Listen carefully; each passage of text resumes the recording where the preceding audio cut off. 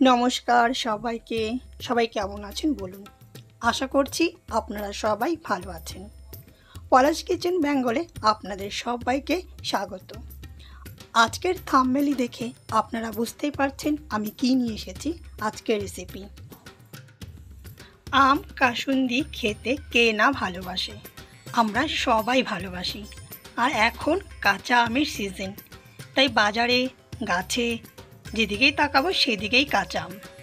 তো কাসুন্দি দিয়ে কাঁচা আম খেতে ভালোই লাগে, যে কোনো পকোড়ার সাথে বা শাক ভাজার সাথে কাসুন্দি দিয়ে খেতে খুব ভালো লাগে।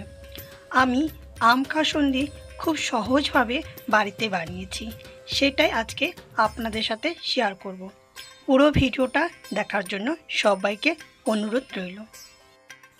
আম কাসুন্দি বানাতে খুব একটা জিনিস লাগে না, এই হলো আম কাসুন্দির সমস্ত উপকরণ। তবুও বলে দিচ্ছি, আমি কাঁচা আম নিয়েছি।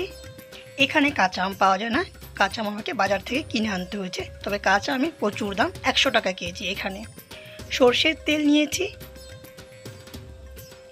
হলুদ সর্ষে নিয়েছি, কালো সর্ষে নিয়েছি, হলুদ পাউডার নিয়েছি, ভিনিগার নিয়েছি, লবণ নিয়েছি, আদা নিয়েছি, কাঁচা লঙ্কা নিয়েছি, চিনি নিয়েছি। গুড়গাঁও হরিয়ানাতে কাঁচা আমের এত দাম কি বলবো, 100 টাকা কেজি করে নিল। যাই হোক, আম কাসুন্দি বানাতে হবে, আমি কাঁচা আম এনেছি। তাহলে প্রথমে আমাকে কাঁচা আমটাকে ভালো করে ছুলে আমি কিছুক্ষণ জলের মধ্যে ভিজিয়ে রাখবো। তো আমটা আমি পিলারের সাহায্যে ছুলে নিলাম, আপনারা চাইলে বটি দিয়ে করতে পারেন। তো আমটা ছোলা হয়ে গেছে, এবার আমি আমগুলোকে ছোট ছোট টুকরো করে কেটে নেব।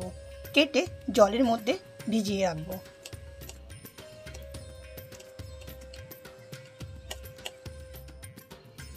আম কাটা হয়ে গেছে, এবার আমগুলোকে জলের মধ্যে রেখে দেব। দ্বিতীয় কাজ হলো হলুদ সর্ষে, কালো সর্ষে দুটোকে একসঙ্গে মিশিয়ে জলের মধ্যে 10 মিনিট ভিজিয়ে রাখবো। আমি এখানে ছোট এক বাটি হলুদ সর্ষে, ছোট এক বাটি কালো সর্ষে নিয়েছি। সর্ষেগুলো আমার আগে থেকে ভালো করে ধোয়া ছিল। এবার আমি সর্ষেগুলোকে জলের মধ্যে ভিজিয়ে রাখবো 10 মিনিটের জন্য। আদাটাকে ছুলে নিয়েছি, 10 মিনিট হয়ে গেছে। এবার সর্ষেগুলোকে আমি একটা মিক্সার গ্রাইন্ডারে ভালো করে পেস্ট করে নেব। আপনারা চাইলে শিলবাটাতেও করতে পারেন। সর্ষে দিয়ে দিয়েছি, এবার কাঁচা আমের টুকরোগুলোকে দিয়ে দিয়েছি মিক্সার গ্রাইন্ডারে। এবার আদা দেব, এবার কাঁচা লঙ্কা ভেঙে দিয়ে দেব, লবণ দেব সামান্য পরিমাণে,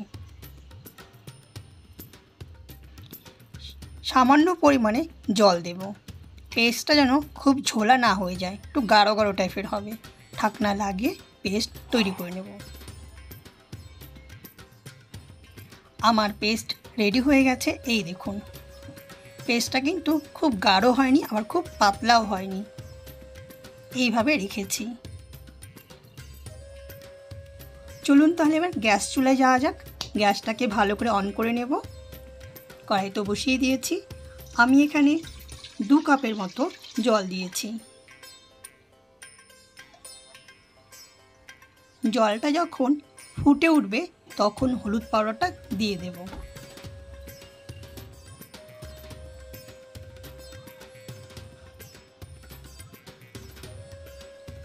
জল ফুটতে শুরু করেছে, এবার সামান্য পরিমাণে একটু হলুদ পাউডার দিয়ে দেব। হলুদ পাউডারটা ভালো করে ফুটিয়ে নেব জলের সাথে। হলুদ পাউডার ফুটে গেছে, এবার সর্ষের পেস্টটা ঢেলে দেব। ভালো করে জলের সাথে মিশিয়ে নেব। গ্যাসের ফ্লেমটাকে হাই করে দেব। ভালো করে কিন্তু ফুটিয়ে নেব। কাসুন্দিটা একদম দোকানের মতনই করব, খুব পাতলাও না খুব গাঢ়ও না, যেরকম বাজারে কিনতে পাওয়া যায়। গ্যাসের ফ্লেমটা হাইতেই রাখবো। লবণ দেব স্বাদ মতো। যখন দেখবেন খুব শুকিয়ে আসছে, তাহলে আপনারা চাইলে একটু গরম জল দিতে পারেন। তো এখানে লবণ দিয়েছি সামান্য পরিমাণে, আর একটু চিনির পাউডার দিয়েছি। আপনারা চাইলে গোটা চিনি দিতে পারেন, যাতে দুটো ব্যালেন্স বরাবর থাকে। এই দেখুন, খুব পাতলাও নেই আর খুব গাঢ়ও নেই, আর একটু শুকিয়ে নেব। আম কসুন্দিটা অনেকটা গাঢ় হয়ে গেছে। এবারে দেব সর্ষের তেল। সর্ষের তেল দিয়ে ভালো করে মিশিয়ে নেব।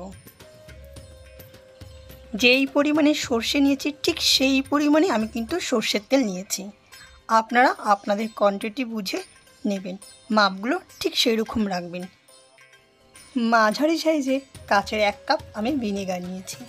ভিনেগারটা দিলে কি হবে, অনেক দিন স্টোর করা যাবে। আম কাসুন্দি পুরোপুরি তৈরি হয়ে গেছে। এবার গ্যাসটাকে বন্ধ করে দেব, আর এটা ঠান্ডা হওয়ার জন্য রেখে দেব। যখনই ঠান্ডা হয়ে যাবে তখনই একটা কাচের পাত্রে বা জারের মধ্যে ঢেলে নেব। এই দেখুন, পুরো দোকানের মতন গড়াত্বটা হয়েছে না? বাটিতে নিয়ে দেখাচ্ছি আপনাদের।